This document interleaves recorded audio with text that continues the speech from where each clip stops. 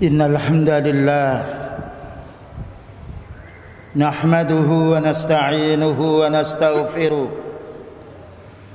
wa na'udzu billahi min shururi anfusina wa sayyiati a'malina may yahdihillahu fala mudilla lahu wa may yudlil fala hadiya lahu.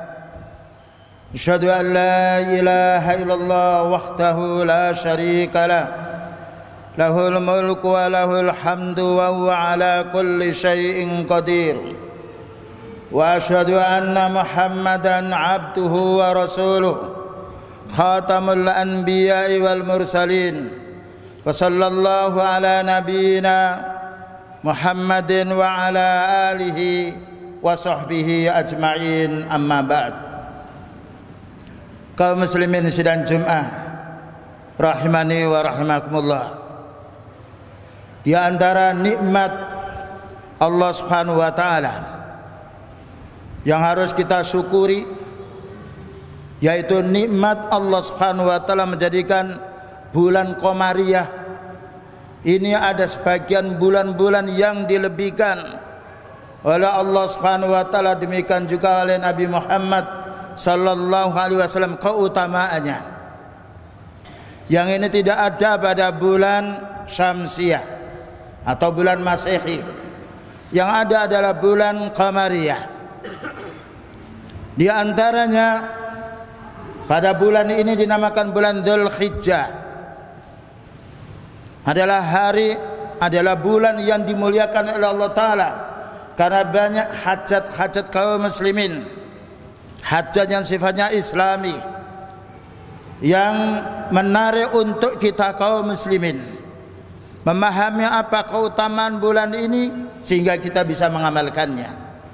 Namun bukan berarti dengan adanya bulan yang mulia lalu ada bulan yang sial. Tidak ada bulan yang sial bagi manusia, dan sial itu atau nasib buruk itu tergantung kepada manusianya. Karena Allah Ta'ala tidak menjadikan bulan ini sebagian ada yang sial, sebagaimana orang Jawa menjadikan bulan Dzulhijjah bulan selo seselani barang sing Allah, sehingga mereka tidak mau menikahkan putrinya dan juga tidak mau membangun rumah karena dianggapnya bulan ini adalah bulan yang sial. Maka bulan adalah makhluk Allah Subhanahu wa taala yang Allah siapkan untuk kita beribadah kepada Allah Subhanahu wa taala. Maka di antara keutamaan-keutamaan pada bulan ini, Rasulullah sallallahu alaihi wasallam menjelaskan di dalam hadisnya, "Ma min ayyamin al-'amalu salihu fihinna ahabbu ila Allah min hadhihi al-ayyamil 'ashr." Artinya, tidak ada suatu hari yang mana orang beramal saleh pada hari itu lebih dicintai oleh Allah Subhanahu wa taala melainkan 10 hari. Yang dimaksudkan oleh para ulama dan ahli hadis bahwa 10 hari ini adalah mulai 1 Dzulhijjah sampai 10 Dzulhijjah. Maka ini merupakan kabar gembira dari Rasulullah sallallahu alaihi wasallam untuk umatnya yang beriman, yang ingin mengumpulkan amal saleh untuk bekal dia yang akan dibawa setelah meninggal dunia. Karena kaum muslimin meninggal dunia tidaklah membawa harta, tidaklah membawa kerabatnya, tetapi yang dibawa adalah amal yang soleh. Maka ketika Rasulullah sallallahu alaihi wasallam menjelaskan kebaikan amal bagi orang yang beriman pada 10 awal Dzulhijjah ini, para sahabat menanya, "Ya Rasulullah, walal jihadu fi sabilillah?" Maka ditanya oleh sahabat radhiyallahu anhum Rasulullah sallallahu alaihi wasallam ini, "Bagaimana wahai Nabi, kalau orang itu jihad fi sabilillah, apakah masih kalah pula pahalanya dengan 10 awal bulan Dzulhijjah?" Jawabnya Rasulullah sallallahu alaihi wasallam, "Walal jihadu fi sabilillah." Demikian maknanya, dan tidak pula jihad fi sabilillah illa rajulun kharaja bi nafsihi wa malihi wa lam yarji minhu dzalika syai'. Kecuali apabila orang itu keluar fi sabilillah dengan dirinya dan dengan hartanya, yang mana tidak kembali membawa apa-apa. Ini menunjukkan kaum muslimin kesempatan yang baik, karena hari ini masih ada kesempatan untuk kita beramal soleh pada yaitu 10 awal Dzulhijjah ini. Di antaranya yang kita jumpai kebaikan-kebaikan pada awal Dzulhijjah ini sampai 10 adalah haji dan umrah, sebagaimana yang dilaksanakan oleh saudara-saudara kita yang ditakdirkan oleh Allah Ta'ala mampu menjalani haji ke Baitullah dan umrah. Semoga Allah Subhanahu wa Ta'ala menerima umrah mereka dan haji mereka menjadi haji yang mabrur, yang mana Allah Subhanahu wa Ta'ala menjelaskan di dalam ayatnya, dan juga Rasulullah sallallahu alaihi wasallam memberikan penjelasan pula keutamaan umrah dan juga haji yang dikerjakan fi sabilillah. Sebagaimana beliau mengatakan, al-umratu ilal umrati mukaffiratun ma bainahuma wal hajjul mabruru laisa lahu jazaa'un ilal jannah. Orang yang umrah sampai umrah berikutnya akan diampuni dosanya, dan haji yang mabrur, yang ikhlas, yang mengikuti sunnah Rasulullah sallallahu alaihi wasallam, maka tidak ada imbalan kecuali surga. Yang nomor 2, kaum muslimin, untuk kita yang berada di negeri ini masih ada kesempatan pula, walaupun kita tidak bisa menjalankan haji, masih ada amalan-amalan yang mulia di antara Siyamu Arafah, yaitu 1 hari Siyamu Arafah yang insyaallah ini akan kita laksanakan besok hari bagi orang yang kembali kepada ru'yanya negeri ini, yaitu Rasulullah sallallahu alaihi wasallam bersabda, ya saumu yaumi arafata akhtasibu 'ala Allahi ay yaghfira as-sanata allati ay yukaffira as-sanata allati qablahu wa ba'dahu. Maka puasa 1 hari, yaitu puasa Arafah, aku berharap kepada Allah Subhanahu wa Ta'ala untuk diampuni dosa ini 1 tahun sebelumnya dan 1 tahun sesudahnya pula. Maka ini merupakan kabar gembira dari Rasulullah sallallahu alaihi wasallam, 1 hari kita berpuasa, yang itu adalah hari Arafah, yang tidak kita jumpai kecuali 1 tahun hanya sekali ini, namun menghapus dosa hubungan kita kepada Allah Subhanahu wa Ta'ala selama 1 tahun sesudahnya dan juga sebelumnya. Ini kenikmatan, dan ini yaitu kenikmatan orang yang berpuasa pada hari Arafah. Oleh karena itu kaum muslimin yang dimuliakan oleh Allah Ta'ala, jangan sampai ditinggalkan 1 hari berpuasa, karena Allah Subhanahu wa Ta'ala mengikuti sunnahnya mendapatkan pengampunan dosa yang semisal yang telah dijelaskan oleh Rasulullah sallallahu alaihi wasallam. Bahkan juga para ulama sunnah memberi penjelasan pula kepada kita semuanya, keumuman hadis, ma min 'abdin yasumu yauman fi sabilillah, tidaklah salah seorang hamba berpuasa 1 hari saja fi sabilillah, mencari ridha Allah Subhanahu wa Ta'ala, illa ba'atallahu bidzalikal yaumi wajhahu minan nari 70 kharifan. Hadis yang diriwayatkan Imam Muslim rahimahullah taala, melainkan Allah Subhanahu wa Ta'ala akan menjauhkan manusia pada hari itu wajahnya dari api neraka selama 70 tahun. Subhanallah, kenikmatan puasa. Makanya Allah Ta'ala memberikan penjelasan kepada kita semuanya, ketika kita dihadapkan kesulitan-kesulitan yang banyak, maka Allah berfirman, wasta'inu bis sabri was shalah, maka mintalah pertolongan kepada Allah Ta'ala dengan bersabar. Di antara ahli tafsir mengatakan bersabar yaitu dengan siam, wassalah, dan juga salat. Ini ayolah ikhwah yang perlu kita yaitu fahami keutamaan di antaranya bagaimana kita berpuasa yaitu pada hari Arafah.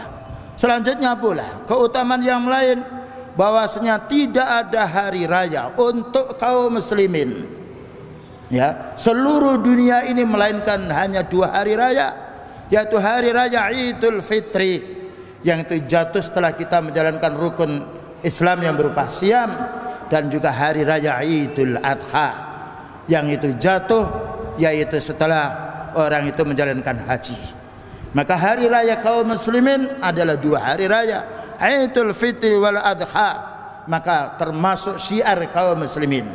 Bahkan juga dianjurkan kita oleh para ulama sunnah menghukuminya, sebagian menjalankan salat hari raya ini adalah fardu ain, seperti Imam yaitu Asy-Syaukani dan juga Imam Al-Qurtubi rahimahullah taala mengingat beberapa dalil yang mana Rasulullah SAW tidak pernah memerintah wanita itu untuk sholat berjamaah di masjid.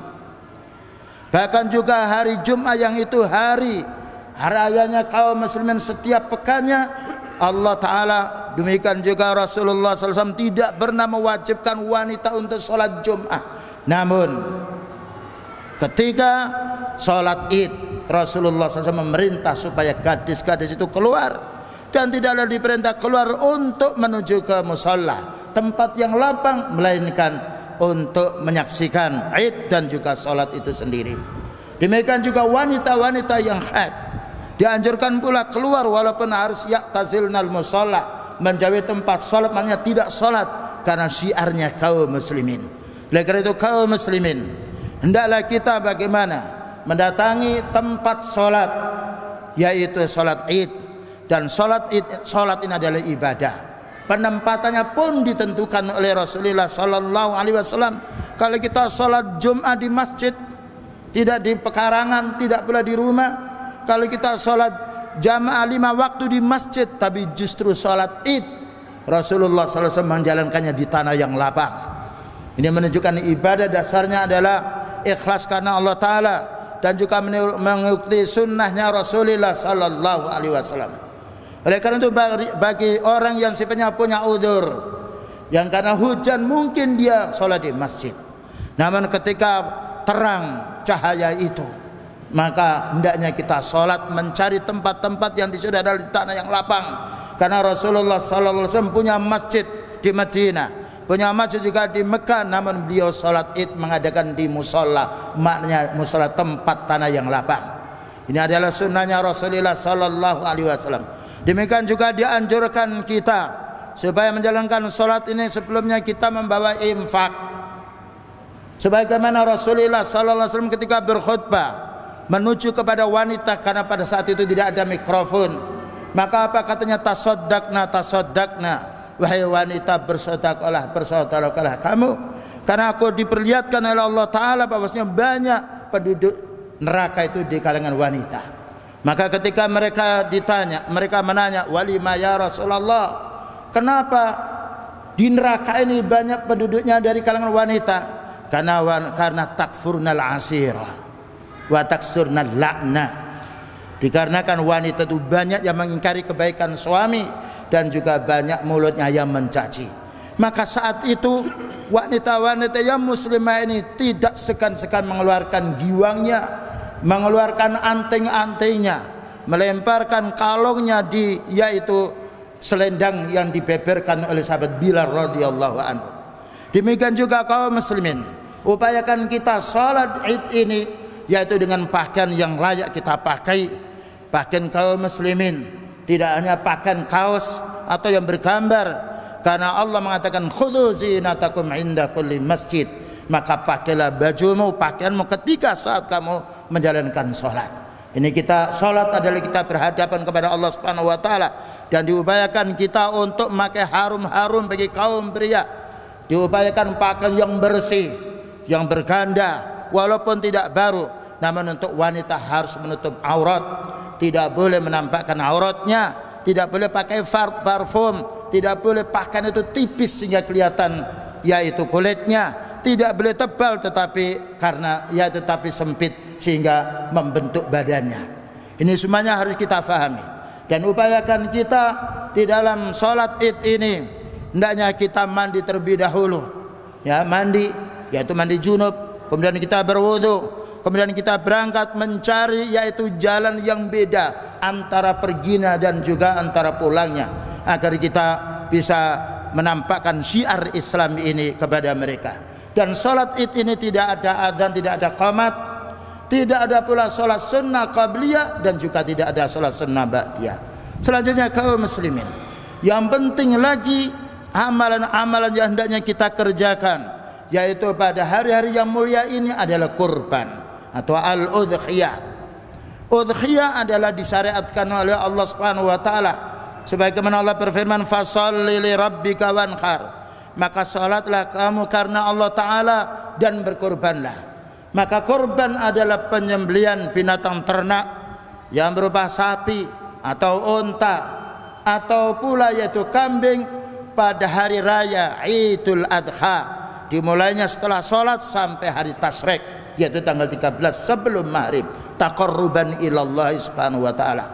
Bahkan juga kaum muslimin, keutamaan kurban ini di antaranya amal orang yang hidup bisa untuk orang yang telah meninggal dunia adalah kurban. Maka ini harus kita fahami. Maka seorang anak yang ingin berbuat baik kepada orang tuanya, seorang suami ingin berbuat baik kepada istrinya yang telah meninggal dunia atau sebaliknya, maka bisa dia berkurban untuk kerabat yang telah meninggal dunia, dengan syarat apabila orang yang telah meninggal dunia itu umpamanya dia pernah nadar sebelumnya atau sudah disiapkan kurban itu lalu meninggal dunia sebelum waktunya kurban, maka harus dilaksanakan kurban itu. Atau diikut sertakan kurban untuk orang meninggal dunia dengan orang yang masih hidup. Karena Rasulullah sallallahu alaihi wasallam yaitu ketika berkorban, Allahumma taqabbal hadza minni wa min ali Muhammadin sallallahu alaihi wasallam wa min ummati lam yudakhi. Ya Allah, terimalah kurbanku ini dan juga korban kerabatku ini dan juga yaitu korban untuk umatku yang tidak bisa berkorban. Maka kesempatan yang baik kaum muslimin, kita bisa berbuat baik kepada kerabat kita yang telah meninggal dunia, yang mereka itu adalah muslim. Di antaranya bagaimana kita berkorban untuk diri kita yang masih hidup dan juga menyertakan kerabat kita yang telah meninggal dunia. Demikian juga kaum muslimin, karena korban ini adalah ibadah, maka jangan sampai ada pemikiran, wah karena korban ini sudah banyak sapi, sudah banyak kambing, daripada mubadzir lebih baik kita infakkan saja nilainya korban. Maka jangan sampai kita punya pemikiran demikian. Karena Islam, karena ibadah bukan dengan rekayasa akal. Ibadah itu tauqifi, berpijak kepada dalil, yang ada dalilnya kita kerjakan, jika tidak ada kita tinggalkan. Bahkan juga Rasulullah sallallahu alaihi wasallam setiap tahun beliau berkorban, tidak pernah beliau tidak korban. Bahkan juga Allah mengatakan fasholli li rabbika wanhar, maka bersolatlah karena Rabbmu dan berkorbanlah. Maka walaupun sudah banyak berkorban, kita hendaknya jika mampu berkorban maka hendaknya berkorban. Karena Allah Ta'ala menjelaskan kepada kita, la yanalallaha luhumuha wala tima'uha walakin yanaluhut taqwa minkum. Tidaklah sampai kepada Allah Ta'ala itu darah dan juga dagingnya, tetapi yang sampai kepada Allah Ta'ala adalah yaitu ketakwaan kita, rasa khauf kita, rasa berharap kita, rasa ketaatan kita kepada Allah Subhanahu wa Ta'ala. Begitulah kaum muslimin, pentingnya kita memanfaatkan waktu yang sangat mulia. Waktu ini hanya kita jumpai 1 tahun sekali, dan bagi siapa yang mampu untuk berkorban maka hendaknya berkorban. Dan karena korban itu bukan memakan harta yang banyak, namun korban tidak boleh iuran, yaitu 1 kambing untuk lebih daripada 1. Dan korban tidak dianjurkan untuk yaitu arisan sehingga dia hutang dulu. Tetapi orang yang mampu berkorban maka hendaknya berkorban, menyertakan pula kerabatnya yang tidak bisa berkorban. Kaum muslimin kaum muslimin yang dimuliakan oleh Allah Ta'ala, begitulah di dalam khutbah yang pertama ini. Semoga Allah Subhanahu wa Ta'ala memberi taufik dan hidayah kepada kita semuanya. Aqulu qouli hadza wa astaghfirullah li wa lakum wa lisairil muslimina wal muslimat fastaghfiru innahu wal ghafurur rahim.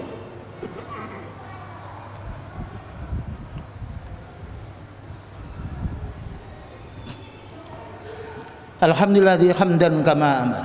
Asyhadu an la ilaha illallah wahdahu la syarika lah. Wa asyhadu anna Muhammadan abduhu wa rasuluh, amma ba'du. Di antara pula hal-hal yang harus kita laksanakan ketika kita berkorban, maka bagi orang yang berkorban tidak boleh menjual dagingnya walaupun sedikit. Bahkan tidak boleh menjual yaitu kulitnya. Ini bagi orang berkorban. Karena korban adalah daging yang sifatnya berupa kita beribadah kepada Allah Ta'ala. Maka bagi orang berkorban boleh dia makan, bahkan boleh pula menyimpannya sebagian, sebagaimana beliau mengatakan qulu waddakhiru, makanlah dan simpanlah, yang penting tidak dijual. Namun orang yang mendapatkan daging kurban boleh dia menjualnya, namun sebaiknya tidak menjualnya. Kita kasihkan kepada orang-orang yang sangat membutuhkan. Ini supaya difahami. Dan tidak boleh pula jagal tukang penyembelih itu dia mendapatkan upah dari daging kurban itu, baik itu yaitu kulitnya atau kepalanya, karena itu adalah daging kurban. Maka apabila memberi upah kepada orang tersebut, hendaknya memberi upah berupa harta atau uang yang itu bukan dari bagian daripada kurban. Namun orang yang menyembelih tentu dia berhak untuk mendapatkan daging kurban, namun bukan sebagai upahnya dia menyembelih. Demikian juga kaum muslimin yang dimuliakan oleh Allah Ta'ala, karena kita berkorban ini adalah sunnahnya Rasulullah Sallallahu Alaihi Wasallam, bahkan sunnahnya Nabi Ibrahim Alaihissalam. Maka kita hendaknya menyembelih tepat waktunya. Tidak boleh kita menyembelih sebelum sholat id dilaksanakan di tempat itu, karena barang siapa yang menyembelih sebelum sholat id, maka hendaknya fal yu'id dzabihatahu, dia mengulanginya lagi. Maka dengan dasar ini ada orang yang berpendapat wajibnya orang itu berkorban jika dia mampu. Demikian juga waktu kurban setelah sholat id sampai yaitu ayam tasyrik, yaitu tanggal 11, 12, 13 sebelum maghrib. Dan juga hendaknya diperhatikan pula bagi orang yang menyembelih ini betul-betul orang yang ahli menyembelih, bukan sembarang menyembelih. Dan hendaknya dia membaca bismillah ketika dia menyembelihnya, karena apabila lupa tidak dibaca bismillah maka tidak halal daging kurban itu. Karena Allah Ta'ala memberikan penjelasan kepada kita, wajibnya kita makan daging yang disebut dengan nama Allah Subhanahu wa Ta'ala. Demikian juga harus diperhatikan pula bahwasanya orang-orang yang menyembelih dia hendaknya yaitu menghormati atau memuliakan binatang-binatang yang ternak yang mau disembelih. Hendaknya tidak menampakkan pisaunya, dan hendaknya pisau itu betul-betul tajam dia, dan hendaknya menggembirakan binatang itu sebelum disembelihnya, entah itu dikasih makan atau minum sebagaimana keterangan para ulama sunnah. Begitulah tambahan di dalam khutbah yang kedua kaum muslimin dan juga yang dimuliakan oleh Allah Subhanahu wa Ta'ala. Semoga Allah Subhanahu wa Ta'ala senantiasa memberi taufik dan hidayah, menunjukkan kita jalan yang benar, dan diterima amal kita oleh Allah Subhanahu wa Ta'ala, dan diampuni dosa kita semuanya. Allahumma salli ala Muhammad wa ala ali Muhammad kama sallaita ala ali Ibrahim, wa barik ala Muhammad wa ala ali Muhammad kama barakta ala ali Ibrahim fil alamin innaka Hamidum Majid. Allahumma ighfir lil mu'minina wal mu'minat wal muslimina wal muslimat al ahya minhum wal amwat innaka sami'un qaribun mujibud da'wat. Rabbana zalamna anfusana wa illam taghfir lana wa tarhamna lanakunanna minal khasirin. Rabbana la tuzigh qulubana ba'da idh hadaitana wa hab lana min ladunka rahmah innaka antal wahhab. Allahumma taqabbal a'malana, Allahumma taqabbal siyamana, Allahumma fir dhunubana, Allahumma sabbit aqdamana, Allahumma ansur ikhwanana al-muslimina fi Palestin, Allahumma ansur ikhwanana al-muslimina fi Suriya wa fi Gaza, Allahumma sabbit aqdamahum wansurhum, Allahumma dammir a'taka a'da'atin minal yahudil ghasibin wal kafarati wal mufsidin. Allahumma aslih ulata umurina, Allahumma aslih ulata umurina wa ulama'ana, wa sallallahu ala nabiyyina Muhammadin wa ala alihi wa sahbihi wa sallam, walhamdulillahi rabbil alamin.